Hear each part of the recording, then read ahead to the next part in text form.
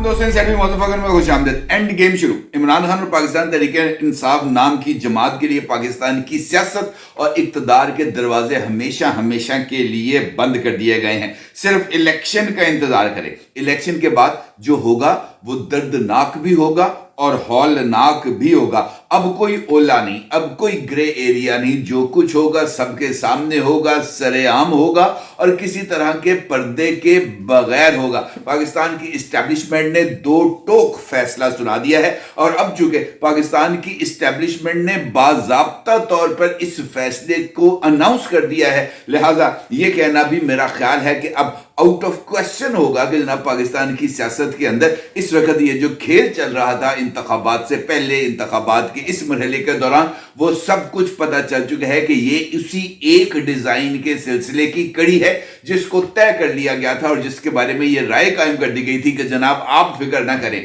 Elections होंगे, बर वक्त होंगे, लेकिन उसके अंदर इमरान खान नाम की अफरियत या पाकिस्तान तहरीके इंसाफ के नाम का खौफ मौजूद नहीं होगा और उसके लिए लोगों के ज़हनों के अंदर एक खास तासुर कायम करना जरूरी था। अब यकीनी तौर पर जानना चाहेंगे कि मैं अगर इस्टेब्लिशमेंट का नाम लेकर बाज़ाब्ता तौर पर आपकी खिदमत में ये अर्ज कर रहा हूं कि जनाब पाकिस्तान तहरीके इंसाफ के लिए हमेशा हमेशा के लिए इक़्तिदार और सियासत के दरवाजे बंद कर दिए गए हैं, तो इस बात की मेरे पास क्या जस्टिफिकेशन है, मेरे पास इस बात का कौन सा ऐसा एविडेंस है जनाब जो इस बात की तरफ इशारा कर रहा है कि जो कुछ मैं कह रहा हूं वो दुरुस्त है। अगर आपको यकीन नहीं आता तो इस वीडियो का एक थंबनेल देखें आप अपनी स्क्रीन पर। ये जो वीडियो है ये मैंने कल वीडियो की थी और इस वीडियो के अंदर मैंने आपको इस बारे में आगाह किया था कि जनाब इंतखाबात के बाद पाकिस्तान तहरीके इंसाफ को एक काला दम तंजीम करार दे दिया जाएगा और पाकिस्तान तहरीके इंसाफ का नाम लेना भी काबिल ताज़ीर जुर्म ठहराया जाएगा और इसके लिए आपको सिर्फ 8 फरवरी का इंतजार करना है। 8 फरवरी को इलेक्शन हो लेने दें और फिर उसके बाद आप देखिएगा कि ये जब ढोल बजेगा तो फिर उसकी ताल के ऊपर कौन कौन नाचता हुआ नजर आएगा। होता यह है कि इसी दौरान सीनियर एंकर पर्सन जनाब मंसूर अली खान साहब का एक बड़ा तफसीली जो वीलॉग है वो सामने आता है और उस वीलॉग के अंदर उनकी तरफ से अदा किए जाने वाला हर एक जुमला इस खाकसार की वीडियो की 100% तस्दीक करता है। और चूंकि उनके पास ये बराह रास्त इंफॉर्मेशन थी, मेरे पास जरा वले से आई, अलबत्ता ये इंफॉर्मेशन जो उनके पास थी वही इंफॉर्मेशन मेरे पास मौजूद थी और मंसूर अली खान साहब को ये एज हासिल है कि मंसूर अली खान साहब ने बनफ़्से नफीस रावलपिंडी जाकर मुलाकात की और मुलाकात चंद रोज के पहले हुई थी और इसी तरीके से वो इंफॉर्मेशन जरा किसी तरीके से मुझ तक भी पहुंच गई और मैंने उसके ऊपर एक व्लॉग बना के आपको दे दिया। अलबत्ता मंसूर अली खान साहब ने चूंकि खुद मुलाकात की है और एक आला तरीन शख्सियत के साथ रावलपिंडी में, और ये उनका चार्ज लेने के बाद किसी भी जर्नलिस्ट के साथ बाज़ाब्ता तौर पर एक पहली मुलाकात थी, लिहाजा इस मुलाकात और इस मुलाकात में की जाने वाली गुफ्तगू और उस मुलाकात का कंटेंट यकीनी तौर पर अहमियत का हामिल है। मेरे पास जो चंद झलकियां आई ना जनाब, ये बात भी है, ये बात भी है, 2-3 पॉइंट्स है जो जनाब मंसूर अली खान साहब ने तो पूरी की पूरी मुलाकात का अहवाल और हर एक चीज की मंजरकशी की और बहुत उम्दा मंजरकशी की, इसके अंदर भी कोई दो राय नहीं। मंसूर अली खान साहब ने अपने इस व्लॉग के अंदर जो है इस बात का इंकशाफ किया है कि खुद उनकी ख्वाहिश पर यानी रावलपिंडी वाली शख्सियत की ख्वाहिश के ऊपर यह मुलाकात हुई और इस मुलाकात के अंदर सबसे पहला सवाल इंतखाबात के हवाले से हुआ और उनसे यह पूछा गया कि जनाब इंतखाबात कब होंगे, क्योंकि अब भी इंतखाबात के हवाले से बहुत सारा इबहाम बाकी है। तो उन शख्सियत का नाम चूंकि मंसूर अली खान साहब ने नहीं लिया, लेकिन मेरा ये ख्याल है कि चूंकि रावलपिंडी का जिक्र है, पहला जिक्र है, तो मेरा ये मानना है कि शायद उनका इशारा chief of army staff general Asim Munir साहब की ही तरफ है। अलबत्ता उन्होंने इदारे को मुखातब किया, उन्होंने कहा जनाब अगर आप ये समझे कि आप किससे मुखातब हैं तो आपको ये बात मद्देनजर रखनी चाहिए कि आप इस वक्त इदारे से मुखातब हैं और मेरे मुंह से जो भी बात निकलेगी वो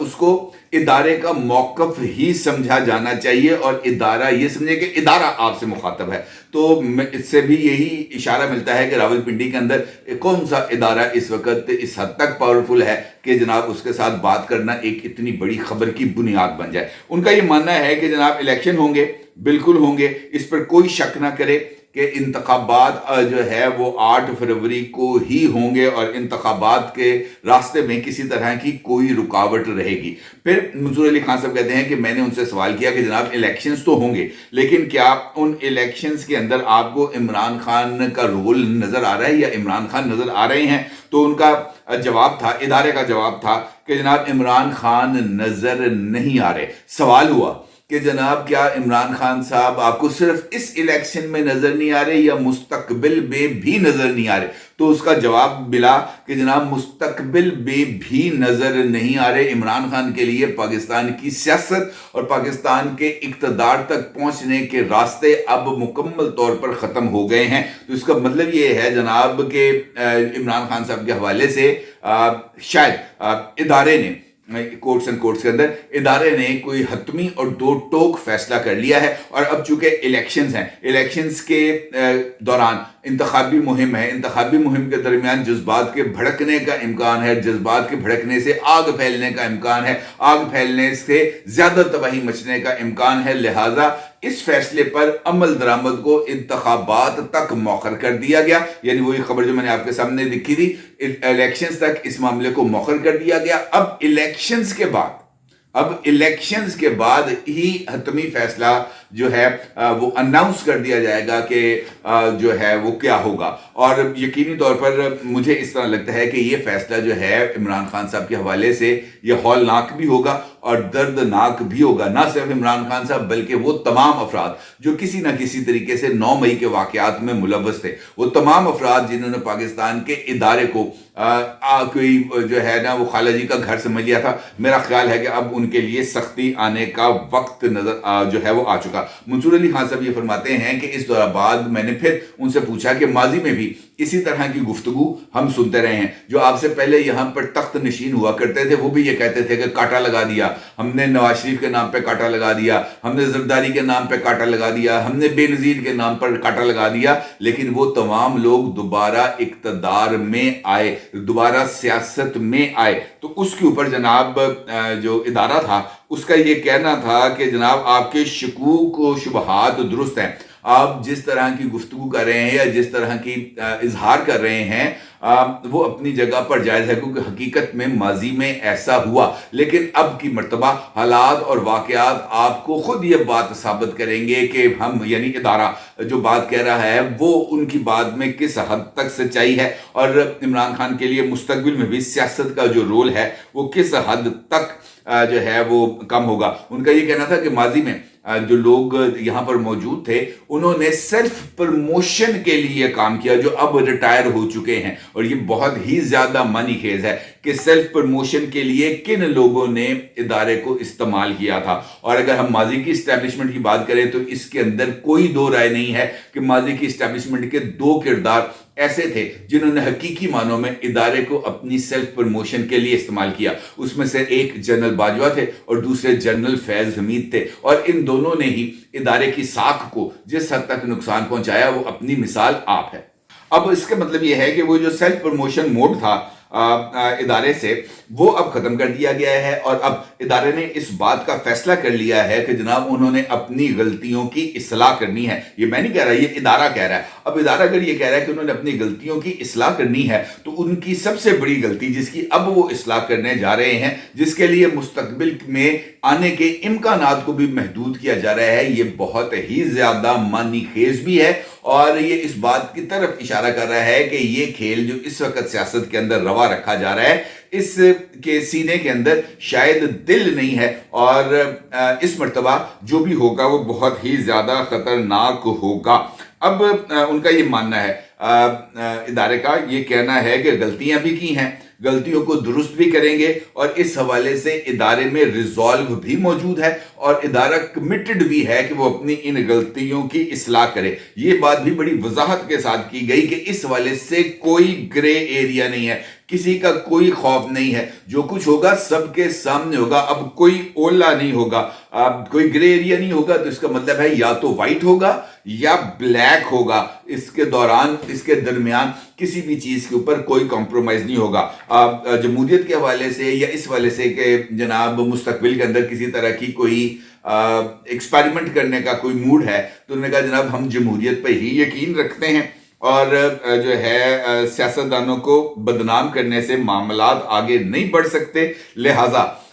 جمہوریت کو ہی ہمیں مضبوط بنانا ہے۔ البتہ جمہوریت کو نقصان پہنچانے کے لیے وہ تمام لوگ جنہوں نے 9 مئی کو رول پلے کیا تھا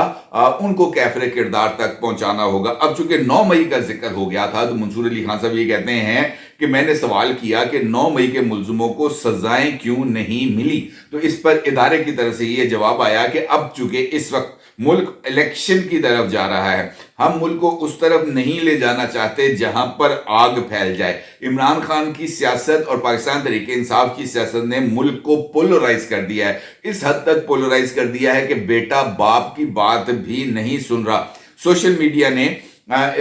بہت ہی زیادہ اس آگ کو، یعنی اس پولرائزیشن کی آگ کو بھڑکانے میں بہت ہی زیادہ رول پلے کیا ہے۔ سوشل میڈیا کو ان لوگوں نے ہتھیار بنایا ہے، لیکن اب ہم یہ سوچ رہے ہیں کہ سوشل میڈیا کے حوالے سے یہ جو پالیسی ہے اس کو ریوائز کرنے کی ضرورت ہے۔ جب یہ پالیسی ریوائز کرنے کی بات ہوئی تو منصور علی خان صاحب نے پوچھا کہ کیا جناب پھر لوگ چک رہے ہیں وہ ماضی تسی چکتے رہے، تو ان کا یہ کہنا تھا کہ نہیں، اس بات کا بھی جو ہے وہ اندازہ لگایا گیا ہے کہ اگر کسی کو اٹھایا جاتا ہے یا کسی کو کوئی فون کیا جاتا ہے تو وہ بھی بہت زیادہ اپنے آپ کو ترم خان سمجھنے لگ پڑتا ہے، یار دیکھو بھائی میں جڑا نا کڈا وڈا توپ چلاتی، میں کڈا وڈا تیر چلاتا، جبکہ حقیقت میں ایسا نہیں ہے۔ اب ہر ایک کو بولنے کی آزادی ہے، فون بھی نہیں جو ہے کیا جائے گا، لیکن یہ مت بھولیں،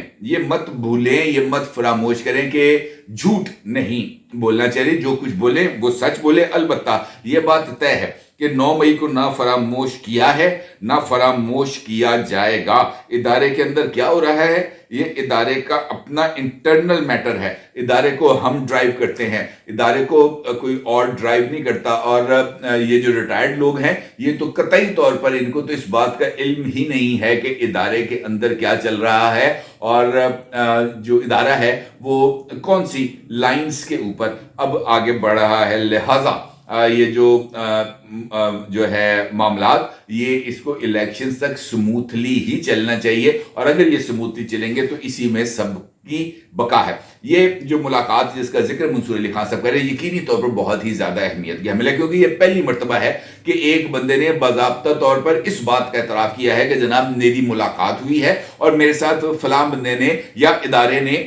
جو ہے وہ ان نکات کے اوپر گفتگو کی ہے اور ادارے کے مائنڈ کو بڑی کلیئرٹی کے ساتھ ایکسپوز کیا ہے، اور اس کے اندر بھی کسی طرح کی کوئی دو عملی نہیں رکھی گئی۔ اس سے پہلے جو بھی چیزیں آتی تھیں وہ مختلف ذرائع کے ذریعے آتی تھی، مختلف لوگوں سے ہوتی پہنچتی تھی، تو اس کو ہم فرسٹ ہینڈ انفارمیشن ہی کہہ سکتے تھے۔ اس کے باوجود بھی اس انفارمیشن کو کئی جگہوں پر چیک کرنا پڑتا تھا کہ یار یہ بات ایسے ہے۔ اب چونکہ کلیئرٹی کے ساتھ یہ بات سامنے آ گئی، اینڈ اس موقع پر آئی سامنے جب پاکستان تحریک انصاف کے ارد گرد جو گھیرا ہے وہ بہت زیادہ تنگ ہے اور وہ بے خانمان نظر آ رہے ہیں۔ وہ مجھے نظر آ رہے ہیں جس طرح لٹا پٹا قافلہ نہیں پھر رہا ہوتا شہر کے اندر، وہ اس طرح کی ان کی جو ہے وہ بیابانوں کے اندر بھٹکتے ہوئے نظر آ رہے ہیں، اور اس طرح ہی لگ رہا ہے جس طریقے سے ادارے نے اپنا موقف دیا ہے کہ جناب کوئی گنجائش نہیں، اور حقیقت بھی یہی ہے کہ کوئی گنجائش نہیں ہے۔ یہ اینڈ گیم ہے، فائنل راؤنڈ ہے، الیکشنز کے بعد جو ہے وہ میرا خیال ہے کہ جس طریقے سے انہوں نے بتایا کہ یہ جو عمران خان صاحب کے یقینی طور پر کیسز ہیں، سائفر ہے، توشہ ہے، نہ ہے، دیگر معاملات ہیں، 9 مئی ہے سب سے سنگین، تو جو معاملات جس طرح جا رہے ہیں وہاں سے تو عمران خان صاحب کے لیے کوئی خیر کی خبر نظر نہیں آ رہی۔ باقی اللہ بہتر جانتے ہیں، اپنی رائے کا ضرور اظہار کیجیے گا۔ آپ کو بہت شکریہ، اللہ حافظ۔